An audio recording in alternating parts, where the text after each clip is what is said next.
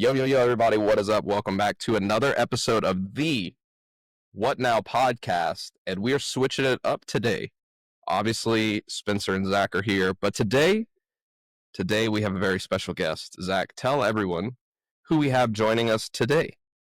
Yeah, no more Dolocast. We're off the Dolocast train. But today we are joined by the one and only Dr. Colton Wood. Dr. Colton and his wife own True Light Chiropractic up in Salina, Texas. And we are super stoked to hear all about how they've built a beautiful, successful pediatric prenatal practice in one of the most booming areas of DFW. So, Dr. Colton, welcome to the pod, man.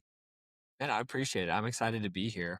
I would like to start out by saying we did not know when moving here the magnitude of how much growth was going to be coming to Salina because we actually opened prior to COVID. And about a year after we opened, COVID happened and people just were rushing out of the Metroplex because they no longer had to show up in person in their office. And so they were moving out, seeking more house, more land because of the cheaper prices the farther away you got from the Metroplex.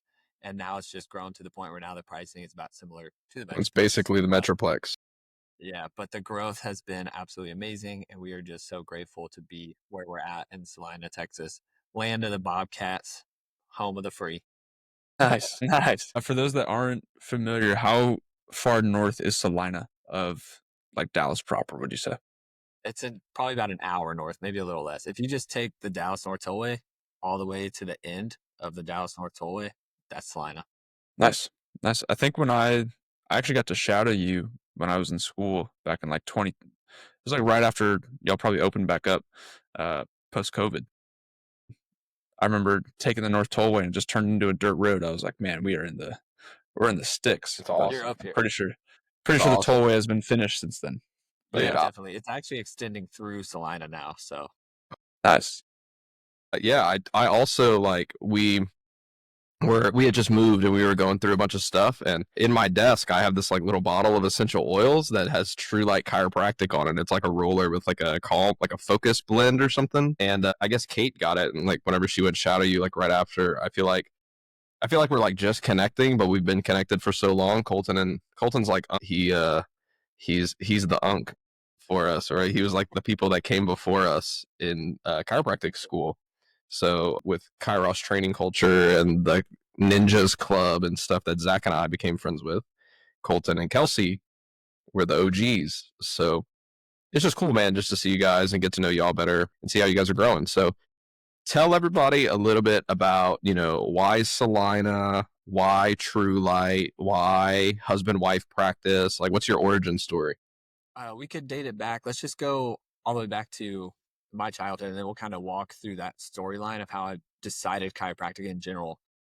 So looking back, I kind of grew up same traditional conventional medicine route that most American families do. All of my entire family, not just my mom, dad, and sister, but extended family, uncle, aunt, grandparents, we all had the same primary care physician, and he was awesome. Everybody loved him. He was great at what he was trained to do, but that didn't necessarily get us the results that we were seeking. And so I had frequent illnesses, had really bad allergies, had debilitating asthma to the point where I couldn't go to certain sports games, couldn't play baseball. First game, had an asthma attack, things like that. Then it turned out I didn't just grow out of those things. I grew into anxiety. We know that. And we've talked about in chiropractic, just the cascade of how these same neurological instances in the area of your spine and your neurology kind of lead into the next thing. You're not growing out of something, but you're leading into the next. And so I grew into more anxiety, and then that became really debilitating where I wasn't wanting to go to school. And then as I developed relationships and friendships in high school, that did help out quite a bit mentally. But then I was playing golf. That was like my getaway. Golf was my go-to. I was not the best on the team, but it was my hideaway. I would just go out, hit ball after ball till sundown. It was the best getaway. But as I was doing that during I don't know if it was practice or if I was in a tournament or what, but I tweaked my back to the point where I couldn't bend down, couldn't put on my shoes. And my mom was already going to a chiropractor because her work actually was providing that for her, which was really neat. She was high up in a car dealership, and that was one of the benefits that they gave them was a local chiropractor saw like all the employees. And she was like, how about you come along, be like a tag along with me? And so I went, they did a full exam, x-rays, worked everything up, found out I had scoliosis, which was like a side thing. But then I was getting adjusted. Within 2 weeks, I was back playing golf, back to my getaway. Mentally, I was feeling better. And then I didn't realize until fast forward through college into chiropractic school why all of my anxiety, my allergies, my asthma, why all that was improving during that time of getting adjusted. And I thought that I was going to go to chiropractic school to be a sports chiropractor because it helped me get back to playing golf. And so after going to chiropractic school and realizing like there's so much more to this, like diving into the philosophy, learning about the neurology, learning about the way the chiropractic adjustment impacts the nervous system, I was like, there's so much more to this. And like, what if my mom and my parents knew this prior to me getting hurt in high school? Like, why did it have to come down to a back injury for me to find a chiropractor when they could have, like, if there was a pediatric and family chiropractor that let my parents know earlier, I know my parents would have gone that route because they were doing anything and everything to help me. I mean, I was getting allergy shots 3 times a week, but that was just what they knew because our primary care physician that everybody loved said, you need to do this, this, and this. And so that's what got me going in chiropractic. I wanted to make sure that I was able to reach these families a lot earlier than my family was reached through chiropractic. And then, so that's how I got to chiropractic. I actually met Kelsey at undergraduate school. And so I met her when she came and visited the fraternity house, which was a lot of fun. She was actually just seeking a bunch of friends. And so I met her through that. I was actually with someone at the time, ended up separating from that relationship. Obviously, getting Kelsey's with awesome. Kelsey a little bit later on because Kelsey's amazing. And then from there, we actually went to chiropractic school together. Through chiropractic school, obviously, that's when I decided I wanted to go the more family route.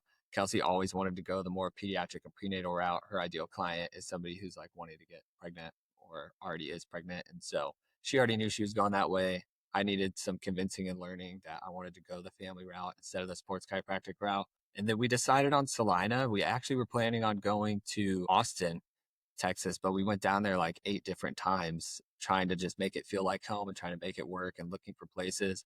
And it just felt like we were pushing to make something happen. Whereas when we were looking local to stay around family for future family oriented like living, it just felt like a pool. Like everything was falling into place. We weren't having to force anything. We were just looking for a downtown square that was awesome. We loved McKinney, but felt we didn't want to do that because of rent prices. There was a lot of chiropractors that focused on family there already. And so when we drove out to Salina the first time we came out, I just told Kelsey, I was like, this place is dusty. We drove out on a Sunday, nobody here. We drove through the square, like a tumbleweed blew through. And I was like, there's nobody here. Like, yeah, it's cute and there's potential, but like, who are we going to serve? And then we came out on a Friday night. It was a Friday night market. There was young families everywhere. It was just, it like felt like home. We walked out there. We met the city manager. It was like one of the first people that we met. And he just walked us around, introduced us to all the business owners, introduced us to the president of the chamber. And like literally in one night, we felt like we were already a part of the town. We were like, this is where we want to raise a family. And so we just felt pulled here. It wasn't like we were seeking and chose and for something. It was like it almost chose us. We definitely felt led here. And so that's how we ended up in Salina. That's why we developed True Light. That's awesome. That's awesome. Nice. Hopefully, with all that dust, the allergies aren't an issue anymore too. No, absolutely not, man. Dude, I I get feel like, adjusted. yeah, I feel like that's like such a big thing is like really like when you're choosing your place to practice, I think it's so important to like really like be in a place that you want to live and like you want to be a part of. And that could be, especially if you're like a family based practice, like you want to do life with these people and you really want to be a part of the community because you kind of understand like what they're going through. That's how we felt about our guy. I was driving through and they have this place called Kimsey's. It's like a coffee shop and it looks like a gnome like hut like from Alice in Wonderland. And but like that's it. That's like the only thing on the road. And I drove by one time. I was like, who would go to a place like this? And the more and more that we came through, we are like, dude, this place is awesome. And it's like, small town vibes and stuff. So I think that's so important. What's the dynamic between like you and Kelsey and like True Light? Because, the husband and wife relationship, it works for some people, it doesn't work for some people. So like, especially starting out, like, what was that like for you guys? And how do you guys like each play a role in the business without trying to do the same thing? I think chiropractic school was actually like a beautiful, like pre-training for working together. So obviously, us knowing each other prior to going to chiropractic school, we had a certain relationship and dynamic there. Lived separately. Obviously, we were going to the same school, but we had a very close relationship, but we weren't together 24/7. When we went to chiropractic school, still lived separately, but you feel like you're together all the time all in the chiropractic time. school. We go to the same classroom, the teachers rotate through. I know that's not how it works anymore. There's been changes since we were in school, but we were in the same classroom. Teachers rotated through. We'd go to labs. Maybe those were separate, maybe those were together. And then we'd have study groups. We were obviously part of the same study groups because we had the same group of friends. And so by the time you hit, I mean, we were also facilitators in Ninjas at the time, now KTC. And so we'd get to school at 6:15 together. And then we wouldn't go home until like sometimes 8 p.m. if we were studying after school. And so we were together all the time. And that was a really hard dynamic at first for us to figure out because we weren't used to that. And so having that as like a pre-training to leading into like opening our own office, it just felt so natural to work together. Like I couldn't imagine not working with her after opening True Light together. So the dynamic has shifted for sure. As we opened it, we also started living together. So we didn't live together until we were towards the end of chiropractic school and moved out this direction. And so that was unique. But like opening the office it was natural in the sense that like we were already bouncing ideas off of each other all through school. We were already talking about branding all through school. We were already talking about our business plan and building that out together all through school. We were already a part of Epic Practice at the time, which is helping teach us business practices all through the last year of school. And so we were building out business plans, we were building out systems, we were already doing all of the things, get ready to open while we were in school. And so it's like a natural progression for us when we started to open, but throughout it continues to evolve. So just like anything else in practice, it's like now that we have a child, it's different because we work different shifts now. So instead of always being in the office together at the same time, full time, we've now broken up the way that we work on the business outside of the office separately. And so that was actually something that TWP really helped us with and Stephanie helped us with was y'all shouldn't be working on the same things because y'all can have double the amount of productivity if y'all are working on two separate things. So Kelsey's more of like the CEO visionary, looking at stats, looking at the way the business is operating, looking at systems, making sure we're making the right hires, making the people changes we need to. Whereas I've now shifted in more of a marketing role and upfront communication role with all the new patients and getting everybody onboarded. And so it's just the dynamic shifts and evolves, but I would say that it's always been natural for us because we learned how to be together all the time throughout school. That's really, really cool to hear, especially, I mean, being around Spencer and Caitlin, and then plenty of other of our friends are married couple in the same practice. How long did it take, or really like prior to TWP, when you guys were building out the branding, the systems through Epic the year before opening, how did you guys start to work together and really notice each other's geniuses? Like, was it pretty obvious right away? Like, hey, Kelsey's got the branding down, or I've got the branding down. Kelsey's more on systems, or was it more of a team aspect? Man, for us in our relationship, it was pretty obvious because we're so different. And so we went through a training one time with David Jackson where he talked about the personality types. So there's 4 different types of personality or social styles is what he would call it. And there's a driver, there's an amiable, there's an expressive, and there's an analytical. So a driver is somebody who just cares about results, pretty low responsive, like they're just all about time efficiency. Amiable is somebody who really cares about community, great listener, very empathetic. That's Kelsey. Then we have an analytical, which maybe Kelsey leans a little bit more towards that. Definitely not me, but that's somebody who really wants the details and really wants the numbers. And then expressive is definitely going to be more where my personality lies, which is much more imaginative, much more of a talker, much more of like needs the big picture and a connector. So it was very obvious that I needed to go more of the communication role. And we figured that out after this training, whereas she needed to go more of the in the weeds. She's also very like it takes a special type of genius to be in the numbers all the time and be able to like see the stats, but then also know what that means for your business and then have a direction to go after that and create action from those numbers. And that has always been her. And we know that. And so for us, it was pretty obvious just because we're so different and we knew that going into it. But that training really helped open our eyes for that. Nice. Really cool. Really cool. Yeah, so I mean, like going off of that, like in hiring, because you guys have had, I think, a couple of associates now. Like, what's like the dynamic? Because this is where Caitlin and I are at. We're about to bring on our first associate.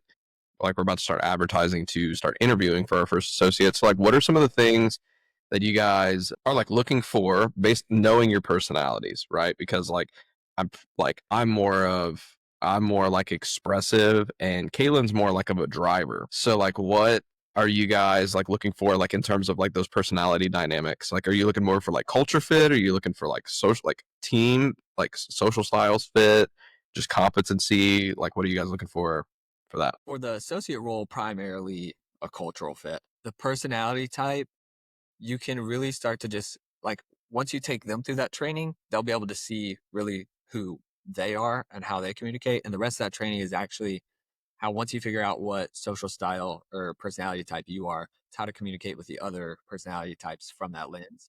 And so once you take them through a training similar to that, or just show them, like, once you have the awareness of what each one of those are, like, it's really easy to see in another person.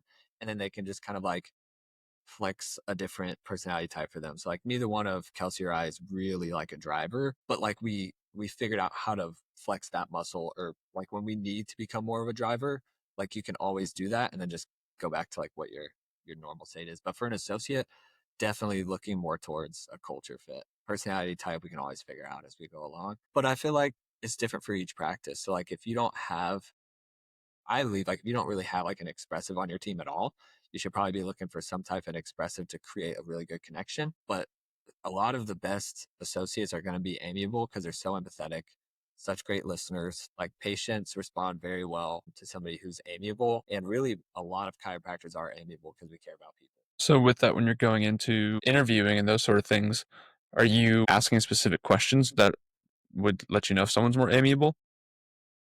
We actually have in our interview process.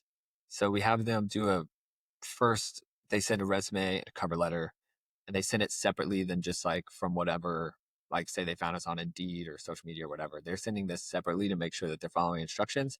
And then from there, we have a Google form that we'll send them with questions, and it'll be in that Google form. And then at the end of the Google form, it says, hey, send us a 2-minute video.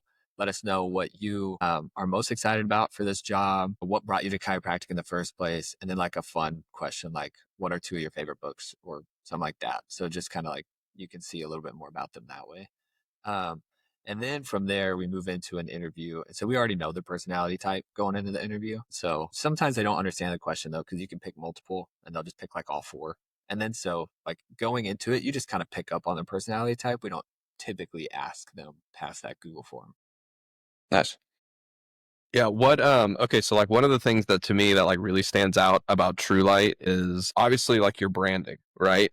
And so like, how do you feel like that like image of True Light and like what True Light is has evolved? Because you guys are what, like 6 or 7 years in practice now? And Yeah, we'll hit 6 years. Yep, this month. yeah, so like how has True Light, like what True Light is, evolved? You know, like our practice, like Empower, we just moved into our 3rd office space, and like each one looks totally different, and like the practice has just like evolved, like as we have evolved as people, as our relationship has evolved as like a leadership couple, like as our staff has evolved and all those things. Like how has True Light developed from day one to now? Man, that's a great question. We've stayed, uniquely enough, like we've stayed in the same space. We just got a really good opportunity, like I mentioned, when we were being like pulled towards Salina. We got an amazing opportunity for a really large space that we could grow into. And it has exactly what we didn't realize this until we were in the space for a few months. But Kelsey in school was listening to a speaker that had them write down and like manifest what your future practice would look like. So, like, to the detail of like what it looked like on the inside. Was there a lot of natural light? Is a lot of natural light? Is there a parking lot? So, like, she literally wrote down exposed brick, lots of natural light, parking lot in a safe area, downtown square. And we didn't realize this until we were already in space. And she like found this journal when we were like cleaning up and moving stuff to the practice. And it was like exactly our office. So it was really neat, really cool to see that. But this space that we're in has really become our brand, because we also didn't realize that this building is a historic land in downtown Salina. And so like anybody who's from Salina already knew about this building. It's like a 100-year-old building. It used to be a church. It's gone through like a couple different owners, and everybody came and visited it when it was different businesses. And so when we took it over, it was like already a well-known space. And so for us to step in, create a family practice in it, people thought that that was very interesting and unique. So that helped with like growth in the very beginning. And so we're kind of riding that. And then as we evolved, I would say, like as Kelsey got pregnant, all of a sudden we were seeing like a lot of pregnant women. And I don't know if it was just like that's what we were talking about more with our practice members because they're always asking about you and your life, or if that's what we were marketing more of because we were diving deeper into it. We were taking birth classes. It's like the more knowledge you pick up on things as you're going through life, I feel like that's the people you start attracting. And then once we had Hayes, our son, it was like all of a sudden we attracted all these people who had also just had a newborn. And it was like all these people with a similar age child to we had, like a very young family, very fresh newborn. And then like we were evolving with them. So I just feel like our brand goes along with different stages of life that we're in. The actual brand and logo and digital aspect of it, we started with one thing, and then as we moved along, we made this really awesome connection with a couple that's actually from Colombia. And once they separated, it actually became her company, but she was doing a lot of our social media. She did a full rebrand for us. She did our folders, our new patient folders. And they were actually a really amazing connection for us to learn a lot about branding in general. And so when we went through our rebrand, I think that was maybe 2 years in, I met them through a coffee shop that we were doing a perfect storm event at. And like one person showed up to this coffee shop and it was in Frisco. Like I didn't know that I actually wanted to do it in Frisco because that's about 30 minutes south of us. But I was like, you know what? Like, let's reach down that direction. And then we actually met them because they were the social media managers for that coffee shop. And then so it's just like, it's funny how God works and the way that relationships line up in your life to help you evolve the way that you're supposed to. And that was definitely one of those instances that we were like divine connection and then helped us rebrand, create a brand. Then that's when Kelsey got pregnant, brought in a bunch of pregnant moms, then had Hayes, brought in a bunch of kids. And now it's like become such a young family practice, which is what we always wanted anyway. That's really cool. That's really cool. And so with that, like working with young families, what does the experience look like? And what did it initially look like when y'all opened six years ago? And now what does it look like? So that our listeners that maybe are just opening can hear some things to do and then some things not to do. For sure. So when we first opened, such a grind when you first open. But taking it back to earlier, we opened 1 year prior to, and so we just opened out of the gates like all marketing cogs cranking. So we were doing events, like new patient generating events, like perfect storm events. We were talking about it's basically the same communication with chiropractic with a different coding. So we would do allergy event, we would do perfect storm event, we would do prenatal event, and it was all just putting a tag on something to get those people in to then talk about chiropractic. But we were doing those. We were doing wellness retention events. We were having yoga classes. We were out at events. We were setting up booths at Friday night markets. Anywhere that we could be seen, we were. We were doing social media posts constantly. And so all of the marketing was a huge grind in the beginning and just getting new patients in. And you don't know what's working and what's not working because you're just doing everything. And so during that phase, we were getting a bunch of, I would just say, all around practice members. So it wasn't like we were very specific in a niche. It was just, we were just trying to gain traction and get our name out there in Salina. COVID hit. We were able to stay open because Collin County was amazing. And then also chiropractic was deemed essential. And we really only had like a 40% drop in our practice of like people that were coming in. A lot of them came back after, and then it really exploded growth after that. But really the only thing that has changed is we've gotten more dialed in on what works and what didn't work in our area. Because no matter the area you go to or your location, it's going to be unique, and you can't just do what another practice is doing in another state or what someone else you're on a business call with is doing, because it might not work for your community. And so for us, it was very grassroots. Like a lot of people that are in a bigger city or area might not go to a bunch of chamber events because it's boring and stale. And there's just like all the older business owners or insurance people or whatever. But in our community, like there's a lot of young professionals that are going to chamber events because it's ran by a younger professional. And like, so our chamber events are really helpful for us, and they always have been because we connect with like-minded people there. That's unique though, because not every area is like that. But in a small town, it might be really, really beneficial for you to go to those things. So that hasn't technically evolved or changed. But really the only thing, like I mentioned, that's changed is like we figured out what really works well for us. And then we just like go into those things instead of everything. If that answers that question. Yeah, sort of. And so I think that's really great. And then, so when you met someone at the chamber or out at a Friday market event, and they came into the office in 2019 or 2020, what did that look like, and has that evolved since really dialing in systems and understanding Yeah, who you serve? definitely. So it used to actually revolve a lot around the insurance question in the Mm. beginning. It was basically anything we had a limiting belief about, it seemed like was always coming to us. And so we had a limiting belief about people coming in and just paying cash and us not taking insurance. And so we were always getting insurance questions. And people were like, I've got this insurance. I'll take this. And it felt surface level.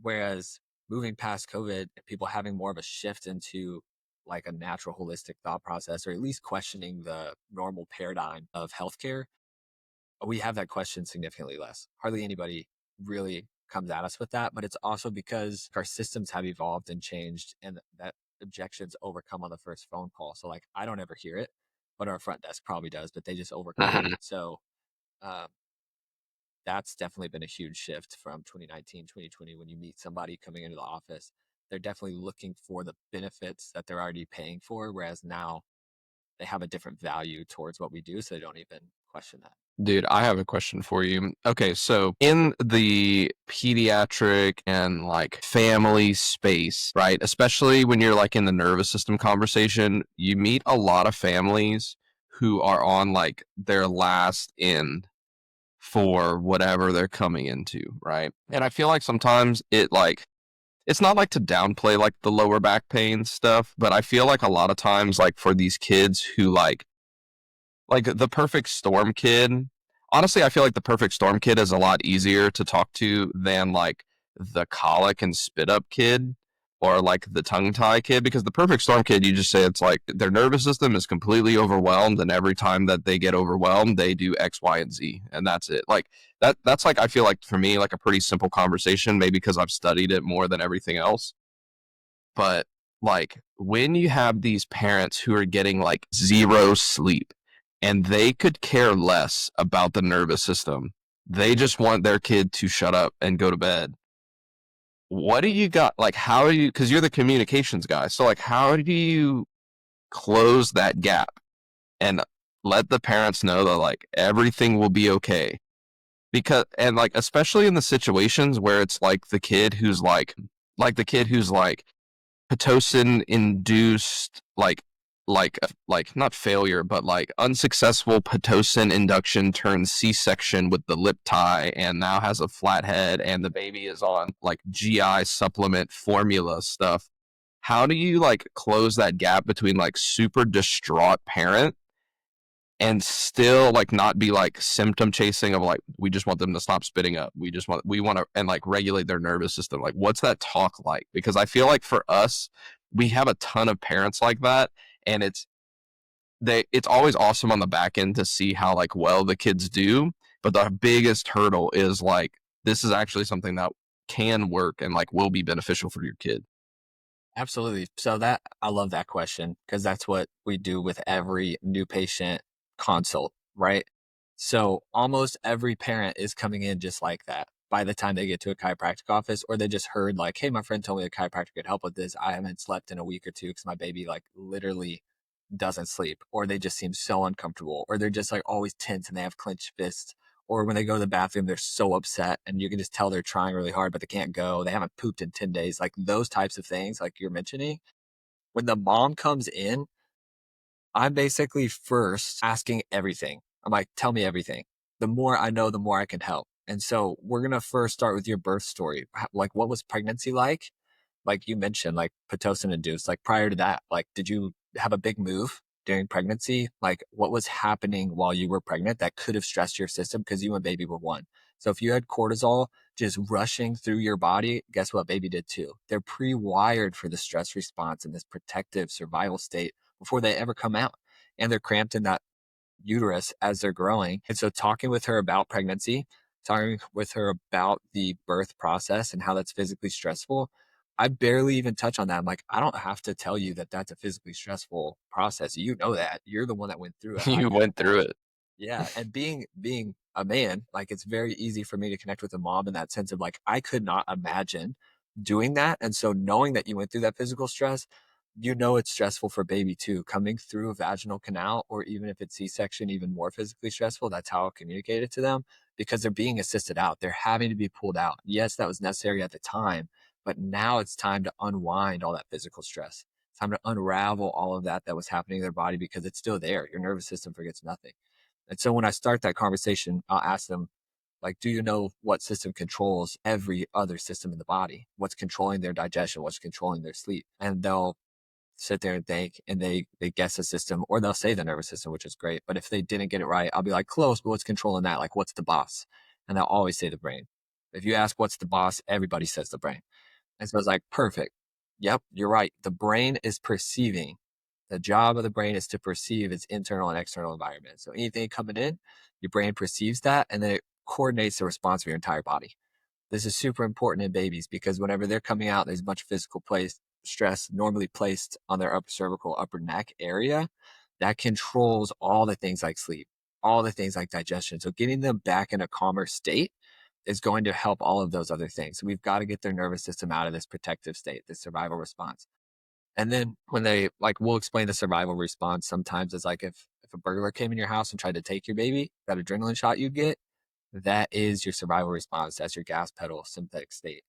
And so when your baby comes out pre-wired for that because of a stressful pregnancy or whether it was a C-section or even a normal vaginal birth, like that's physically stressful for them.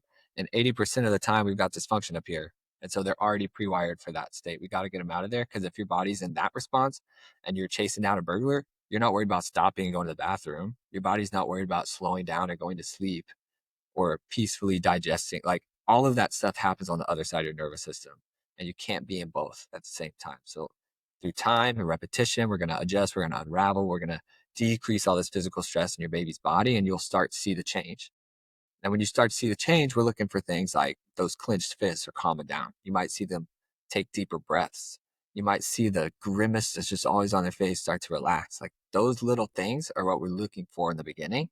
And then we'll start to see those big leaps and bounds of like 2, 4, 6, 8 weeks into care. All these symptoms that you're wanting, like that are the big deal right now, like the sleep, the digestion, they will start to unfold and unravel through this care as well. And then that's when we're really celebrating. We're high-fiving, we're hugging, y'all are looking rested.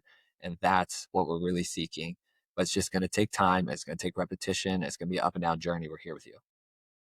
And so taking them all the way from the beginning and walking them through it typically builds the value in their mind. And they're like, let's go. Yep. Okay. So then that's great, right? So I'm talking really, I think this conversation, it's important for everybody because you can really apply that same conversation to anybody, right? That's what I love about the whole nervous system care. Whenever you're chasing symptoms and you're like in the fixation model of like, this is in place or out of place, you don't get to have that dialogue with people. And so it's really beautiful to be able to just like honor how the body is created and talk about the nervous system. And that's great.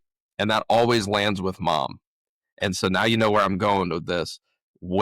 How are you overcoming the hurdle of, I just have to get my husband on board? Yep. And then I have a follow up to that because we're obviously all husbands and, in different situations with our kids' state. But talk about that. How do you get the husband on board? So it's not always a hurdle. When it is a hurdle, it's much more difficult though. When it's not a hurdle, it's like mom's already gung ho. She's already got the A-OK. Or she wants to go talk with husband about finances. Whatever the case, a lot of times it doesn't happen in our presence. So we don't get to talk with the husband. If we do, if they come to be a part of this experience, they're going to understand it too. But I would say a lot of the things that we're doing to help overcome that hurdle is we already have a bunch of dads getting adjusted in the office. And so we'll post about it. It'll be communicated on social media. Dads aren't often on social media, so they might not see that. We actually have dads events. Like we'll have wellness events where it's just like me and a bunch of guys that meet up at a local brewery, or I want to do something more involved with activity too. So maybe start like a run club, or like we'll do like a quarterly run, something that like engages and gets a community of men together to talk about that. But man, really, it's tough if they don't come into the office because you don't get to talk with them. And so if the mom gets started, typically they're going to at least start getting adjusted. They might not just dive into a care plan because dad's like, nope, financially, we're not doing that, which is really frustrating because like you don't know what we're doing in the office. You're just going based on The number. yeah, exactly. And so when mom starts getting adjusted, or when baby starts getting adjusted, even if it's not at the frequency we recommend, we will be like really teaching and training mom to look for those soft signs. And so when she's looking for that in her baby and she starts to see a baby that's a little bit more relaxed, even if it's like just for a moment, or has like one better feeding throughout the day, that is all it takes for the mom to be like, we're doing this. Like, Yeah, can I pause you right there? yeah. Okay, so when that happens, right, and dad is like, "Hey, we're not paying $2,000 for this 3-month care plan, or we're not, whatever." Are you guys following up, being like, "Let's just start, and you guys can do pay per visit," and then are you allowing them to like just pay per visit for the whole plan, or are you like saying like, "Hey, for the next month, you can just pay per visit, and if you ever want to hop off of the train, you can, or if you ever want to get on like fully, then you can." Or like, do you guys have like a period where it's like, okay, we're 4 weeks in, it's either like go or get off the pot kind of thing, like with the pay per visit thing? Like how is that? So on our report, I'll go through all of the care plan recommendations. So I'll go through their scans, their care plan recommendations, and then Laura, our front desk, who's also a mom, she does a financial conversation. She's got it really down to a science, Uh-huh. but she will connect on a motherly level or on a relationship level if they're having those types of questions. And she'll say, hey, look, like we're not trying to create more stress here. Let's do like the next week, like let's schedule out your plan as just pay per visit. I will follow up with you at the end of next week, give you that time to talk to your husband. Or if she knows, she kind of like varies. So like if somebody seems like a little bit more engaged, like she knows they're just going to go figure out, do I want option 1 or 2 with the husband? She's like, you just let me know next time. We're going to schedule out your whole plan. Just let me know what y'all choose next time. And then she'll come in, tell them. But if she's kind of picking up that vibe, husband seems like this is going to be a no-go, then she'll be like, let's schedule out the plan still. So she'll still bulk schedule and do like priority schedule for them. But in a week, she's like, I'll follow up if you haven't let me know what option y'all choose. And we'll still honor the discount for the care plan up until that point. But then after next week, it'll just be pay per visit moving forward.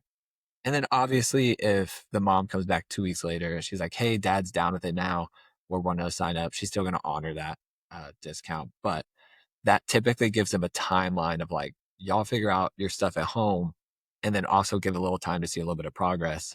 But that's typically what we do. We just haven't had that objection in so long that I'm like trying to think of how we have overcome that. Yeah, I mean, that's like, That used to be an objection we got all the time. And it just hasn't been as frequent.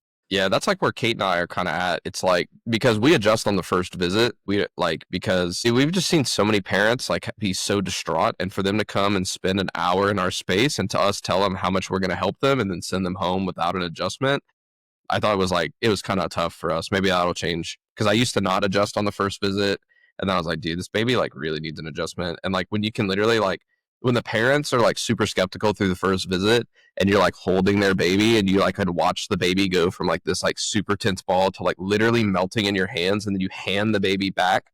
Or really, if it's like a tongue and latch baby, where you like work on the baby's palate and then you give it back and the baby latches like efficiently and feeds for the first time in like 4 months, or not 4 months usually, but like, 12 weeks. Then they're like, oh yeah, this is going to happen. But like, that's something that we've been getting a lot, is like, we adjust the baby on the first visit. Mom is like, this is so awesome. And then comes back And like we do that, like when parents are like, hey, like I'm gonna have to talk to my husband about the finances, like that's totally fair. Like I would not want Caitlin going and spending $2,500 on our family card, like without me knowing about it. All right. At least like let's have a conversation, like, because it's a significant investment. I totally get it. And so we say, like, hey, I get it. I understand. We're going to book you out for your next couple of visits so that you have priority on the schedule, so that whenever you do make a decision, you have those visits and we seamlessly move into your care. And then they'll call in like a couple of days later and be like, yeah, I talked to my husband. He's just not on board. And then they cancel the whole week. And like, that's kind of like what we've been seeing. Not super frequently, but that's probably like our most like common, like if people do deny care, that's kind of how it plays out. So like, I'm trying to figure out, what do we do about that? Yeah, no. So one of the things we did too was we would let them know if we kind of picked up the vibe that it was going to be similar to that, or I guess just anybody that they're going to go home and talk to their spouse, because I totally get it too. We're in the same boat. We're like, y'all, that is a significant investment. Like, definitely talk about it. That makes sense. Choose what option you want to do.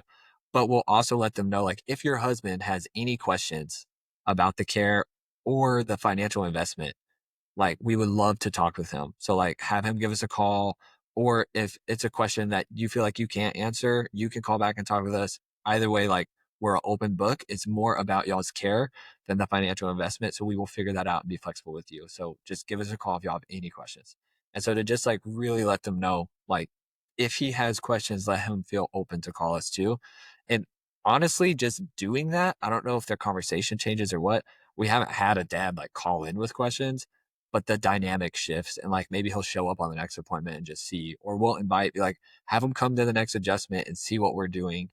Like just trying to involve him more is only going to help the situation. Yeah. What do you feel like is the hurdle? Because like obviously like we're all like the three of us are married and we're all in the health and wellness space. So like it seems like for me, like we don't have kids yet, so like that's the hard part to be like, because like obviously when you have kids, I'm super protective on who's going to be touching my kid and who's going to be like working on my child. I'm going to vet them like super hard, whether it's speech therapy or whatever. But like, what do you feel like is the disconnect? This is just speculation, but what do you feel like is the disconnect between like dad being like, nah, the kid is fine, whenever like they're obviously struggling? Like, where do you feel like that gap is? Honestly, I feel like the dad's just disconnected from what's happening. I don't think the dad is as engaged in the family or the child's dynamic as they should be. Like how you mentioned, like, obviously, I'm going to vet that provider really hard, whoever's touching my child or caring for my child. Whereas the dad that's making this objection or like, no, like saying no to the wife and the child getting this care, typically we don't ever meet that dad or hear from that dad. So it's like, they're clearly not as engaged in that family dynamic as they think. They're just like the financial gatekeeper. And so they're just like making sure they stick within the budget, but they're not actually finding out what's happening with a child. And who knows, they might be a dad that's traveling all the time and they don't actually know the struggles that the mom's going through whenever they're not there. Yeah, And that's so what I they're was just gonna. not, I That's what I think, was gonna that, mention. Is like dad's not the yeah, one waking up two, yep, three times a week, because like I got work in the morning. So if you can take care of that, that'd be great. And I think yeah, that's I just think something that that's like gap a for Yeah, sure. I feel that, dude. I mean, all the people that are like, hey, I'm gonna talk to my husband. Typically, this is what happens. Like, hey, I'm gonna talk to my husband about the finances. They call back and they're like, hey, we're gonna go with option 1 or 2 or whatever. Typically, the dad will show up within that next week to the appointment because he's like, oh, I'm gonna see what it's all about, right? And then when you can explain it, that's what's really cool is like when that happens and you explain to dad what's going on, once they see like, oh, dude, this is awesome, they're all on board. And then that's whenever you start to roll into like getting the whole family under care. And that's where you change generationally For sure. the health of families, Yeah. So this is And a I think that's super conversation. cool. There's a conversation we had a lot when it came to like right around the birth of our son, because we were bringing in a bunch of prenatal moms and then like a bunch of newborns around at the same time, just because that's what we were communicating and learning about. One of the things, because I was very similar in your thought process, but it just took me even more into conviction, was during one of our birth classes. We did a birth class called Birth Restored. Anybody in our Metroplex who gets pregnant, I think they should do it with Acacia Hines. She's a doula. She's amazing. It's a more Christian based birth class that teaches you the progression through pregnancy, but then also the birth process. Even being a prenatal provider, there's just a lot that you don't know until you go through it. or a lot that you don't know until you do a birth class like that, where they're just like in the weeds, like talking about all the different phases of labor and what you can anticipate once your wife is there and how you can support her. And there was a portion of this that she talked about the husband and the dad being the spiritual leader of the family, but also being the protector.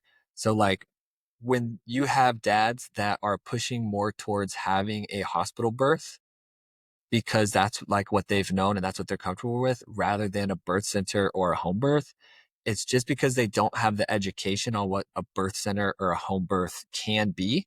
But once they have that education, they might make a different decision, but they're just in Mm, protector mode. They're just the protector of the family. And so they are doing what they know to be right. And so all they're trying to do is protect the unit. And so they're like, the hospital is the safest place to do it at. They have all the different interventions for if something like this happens. Whereas when you explain to them and you educate on a birth center or a home birth, they start to make different decisions, but they become the spiritual leader of the family through that. And so, what a beautiful time to show your spiritual presence and your spiritual leader of the family then around the birth and honoring the power that the mother has to birth a child and to be like, I trust and believe, knowing this certain education and the knowledge that your body can do this and that it was made for this. And like you can lift your wife up in such a beautiful spiritual way during that process by doing that, rather than just wanting to protect the unit and saying, no, let's go the hospital route where they have all these interventions just in case something happens. Like, yes, there are certain instances for that. But if you go through a birth class where you get to learn all the different things that could come up and how they could be handled in the natural way versus like what we call it, like physiological way versus the medical conventional way of birth, then you just start to shift. Like knowledge is power. Like as you start to learn these things, you start to see it differently. And once you're aware of it, like you mentioned, when they come in the office and they see it and you get to explain it, boom, everything changes. Like once you learn about the birth process, like most men aren't learning about the birth process. Even being a prenatal provider, I had so much more to learn. And so like the general man or the general dad out there that's like either working a corporate job or maybe they have their own business and they're like really hustling, they're not taking the time to learn about birth and like that whole process. Like that's just something the woman does, or that's something that like you just do it the way that your mom did it. And so getting them involved in a birth class early oftentimes really helps overcome an objection like that too. And so are yeah, you guys? that was beautiful.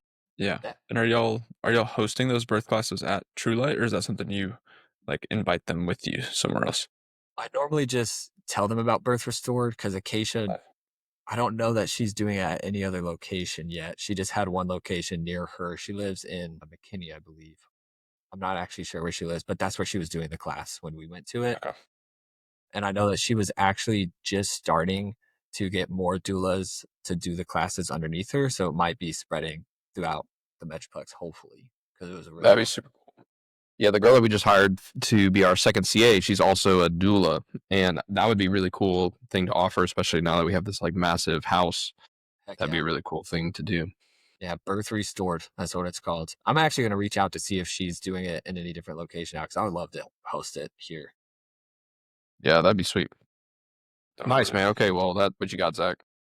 No, I think just on top of that, like what is the education? I think Spencer and I just talked about this on our last episode, but what is that education and that drip of knowledge that you're working on with patients through 3 to 6 months?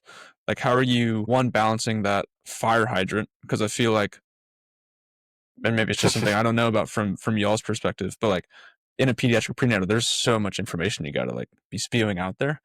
But yeah, And at the same time, like holding that back and making sure you don't overload someone. that was the hardest thing for me. And so when we talk about social styles or personality types, me being more expressive, I wanted to tell them everything right off the bat. And I would go from, so we don't have necessarily like set new patient slots. Like so I know some offices will do like 2:30 to 3:30 or whatever. And then like you're only seeing new patients.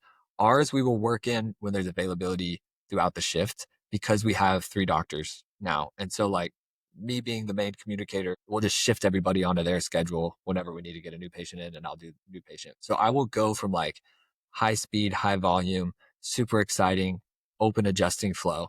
And I'm like vibing and I'm like in the flow, talking, hanging out, connecting, communicating. And then now I got to go into a new patient exam and I'm like up here. And normally when new patients come in, they're down here. Yep. Like their energy is low, like the mom that hasn't slept in weeks, like they're struggling. And so I have to take a minute to like calm myself down being expressive to not hit them with the fire hydrant education of everything. Because I'm going from seeing patients that have been here for, like you mentioned, like 3 to 6 months or even 4 years. So like they have such a good understanding of the chiropractic lifestyle. So now I'm going to someone who's never been to a chiropractor. Their energy levels down here, they're really struggling. And so I have to just really take a moment to chill before going in there. But then that drip knowledge. So we start with that education piece we mentioned earlier when explaining to the mom, like that is our new patient education. So we go through a gas first break analogy, talk about the 3 stresses that can send your body into a survival state, and that we've got to work to get the body back in balance to where it can access the rest and digest phase. And so we just start with that, like basic knowledge. I try not to give too much extra where it's just like I'm layering a bunch of info on them. And then throughout care, for pregnant moms especially, will start to drip by asking questions. So instead of telling them all of this information when they're pregnant, I'm like, hey, are you planning on, like, I already know from their paperwork on where they're giving birth at. So I'm like, hey, are you planning on breastfeeding afterwards? That opens up a whole conversation of like, okay, like if you're in the hospital, like, are they going to let you do skin to skin right after? Are they going to let the baby do their natural, like, crawl to the nipple? And like that also helps push the placenta down, which is really unique. So like have you talked about that with someone to find out if at that location that you're giving birth, are they allowing things like that right when the baby's born? Are they taking the baby to clean them? If you're at a birth center, most likely they are. Have y'all talked about that? Have you talked about a plan for breastfeeding? Is there a lactation consultant there? Are you just gonna like wing it because that's cool too? But if you have an issue, like do you have a lactation consultant that you can call? Like basically becoming a resource for them to like have contacts in case things come up. And then that also helps open up like, why are they asking about breastfeeding? And then we can start educating them on that. And then we can talk about co-regulation and how when the nervous system's calm, co-regulation is another way to decrease out of that sympathetic state. So like when your baby lays on you, your nervous system calms. And so talking about that, it just opens up conversations when you ask more intentional questions rather than just how you doing today? How's the weather? Because that stuff comes up throughout conversation too. Like that's natural small talk, but like making sure every visit you've got an intentional question to ask. It was like, how's your body changed since your last visit for an adult or with a baby? It's like, have you noticed any changes like we talked about with the soft signs? It's like starting to ask those questions gives you an in to educate on the next piece. So to take them to the next level. If it's somebody coming in with back pain, because that happens too, it's like, hey, have you noticed a difference? Did your tension move from the right side to the left? Did it move up in your back? Is it lower? Is it the same? Because if it's the same, that's cool. We just have more repetition we need to do. If it's changed, your body's adapting. This is good. Your nervous system's responding. We're waking things up. And so you're able to have those deeper conversations if you ask intentional questions on every single visit. So that's how we try to drip it, is by asking the question first and then just going where that conversation takes us. That's awesome. So for people, because like a lot of our audience is like young practicing doctors, news, like students coming up through school, where do you feel like is the best place to start to learn all of these things? Like I get a ton of people that they hit me up and they're like, dude, where do you even start? Like, where did you learn this? Or where did you learn that? And it's like, dude, just listening to you, it's like, man, like I really, like we're still like kind of green, like we're 3 years in. And I'm like, dude, like I got a lot. Like there's always so much more to learn.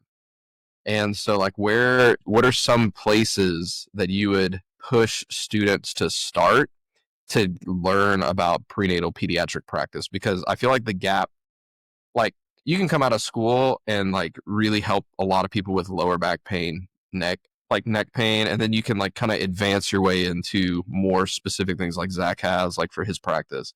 But I feel like there's a huge learning curve for prenatal pediatrics. Where do you feel like the best place to start is with that?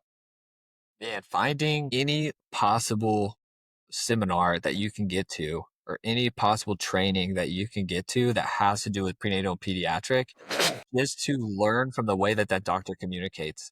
Everybody who's been in prenatal and pediatric chiropractic care communicates chiropractic differently than if you were going into a different like sector of chiropractic, I guess. So just learning the way that those doctors communicate is how they have learned to communicate and connect with parents and build value in chiropractic through a parent's lens. So if that's the type of practice you want to get into, you've got to get with the people who've done it already. And so I would get into learning. I know that a pediatric experience has a lot of modules for communication and science. When we were in the last year of school, Dr. Tony Ebel was still with David Jackson in My Epic Practice, and they had modules built out for communication and science. A lot of those very similar ways of communicating has been just up leveled through him separating into the pediatric experience. And so just having access to that as an early docker, as a student, to learn the way to communicate and the framework, even just the framework of a new patient exam when it comes to like if you're going to use CLA insight scans, which if you're going to be a family practice, I totally would suggest to do that because that helps give a really good visual to parents to see what the nervous system is doing. So that's going to be one place. David Fletcher, the creator of CLA Insight Scans, has a CLA Insight Academy online. I love listening to him communicate. He's such a smooth communicator and he can take Uh-huh. very, very high level concepts and make it simple. And so just listening to people on repeat, I like the idea of having like modules that you can just keep listening to and just like learn through osmosis, like let it just become a part of you. So when you start communicating it, it's just unconscious and that's how it comes through. Yeah. What in terms of the scans, like for people who are scanning, I think Cassidy, she messaged me and was like, where did you hear about like what to call the different scans? What do you guys call the scans in your office so that people don't have to be like, oh, the surface EMG scan, like, Yeah. the neuroinflammation test, like, I what think do you guys call them? so it starts on the phone call when they first call in and our front desk. We just tell them to call them 3 different neurological scans that we're going to do so we can see the way your body's functioning. So they stick with that. They've kind of adapted that to the way that like makes sense for them. And if you leave it up to your front desk to adapt it the way that makes sense for them, it's going to make sense for the common lay people. And Uh-huh. so have them communicate it the way that's authentic to them and it will make sense to people outside your office. Then whenever they come in and you step in as the doctor, you can give it a little bit deeper explanation. So you're like, hey, I know they mentioned we're going to do these 3 scans. They're about to come in and do them. Let me give you a quick lowdown on what they are. You explain HRV. HRV is heart rate variability, just nerd talk for how much reserve do we have in your body to take on stressors and heal on a day to day. How much gas we got in the tank. Then you go to the EMG and you're like, hey, this is surface EMG. That's just nerd talk, right? It's like a nerdy word for letting us know how efficient your body is working. Where is it sending all of its energy? Where is it really protecting itself? Or where is it actually in good, proper tone, less tension, normal function? You explain the thermal. Thermal scans just showing us temperature. Like make it simple for them. Thermography might sound intense, but really it's just showing us temperature balance or imbalance from side to side. That's where the body's trying to heal.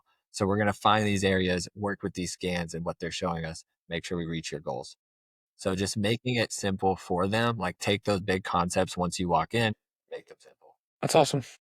Yeah, we call like the HRV like the battery, right? And so people are Yes. like, yeah, dude, if you're like, hey, if you're on low battery, then if the battery is so low, you have to use this, 45% that you have in your battery to run your day to day. You're walking, you're running, your digestion, you're feeding, you're growing.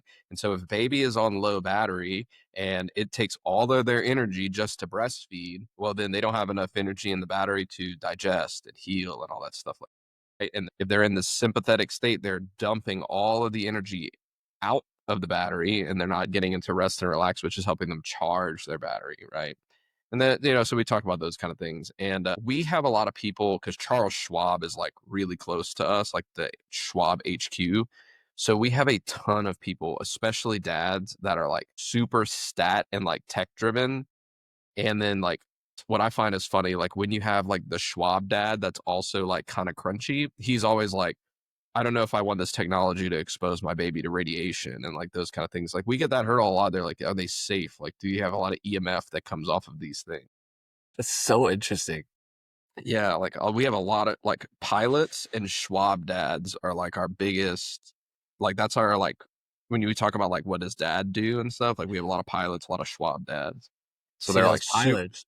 The super pilots are the traveling analytical. ones, man. They're the ones that Yeah. they're not connected to the struggle that mom's having. So all those pilot dads are probably the ones making that decision. Dude, honestly though, the pilot dads are honestly some of the most supportive because they hear all the time that their wife is like struggling. battling like with the baby, and they feel bad. So they're like, dude, do whatever you have to do. Well, yeah, And they then feel bad because they're not there. yeah, and then but it's really cool because every time that they're off, when the dad is off because the dad's bringing the baby to the chiropractic care, and Oh, that's that's pretty so cool. cool, though. That's so cool seeing how engaged that they are whenever they are in Yeah, town. yeah, it is really sweet. So, dude, that was so awesome, Zach. We're kind of out of time, dude. I feel like every time I talk to Colton, I never have enough time for us to hang out, bro. But Dude, I you know. have I feel like we could talk about this forever. any like last closing comments or anything like that on your end, Zach or Colton? No, I think the biggest thing is where can people find you, learn more about you, and I know you're starting to roll out some education as well for chiropractic.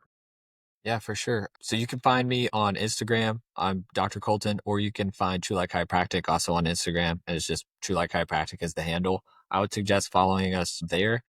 We are starting to roll out some pediatric seminars, like adjusting wise, with Dr. Colton and Lacey Neville from Free Spirit Chiropractic, which are in Tulsa. We had our first one last month and it went incredible. We had doctors fly in from all over the country. We also had some students show up. We really started diving into this space so we could be there for students, like you mentioned, because it's really hard to find people who have done it or who are doing it right now in the trenches with you. And so to help explain a lot of that communication, give you some tips on adjusting. That's why we started that.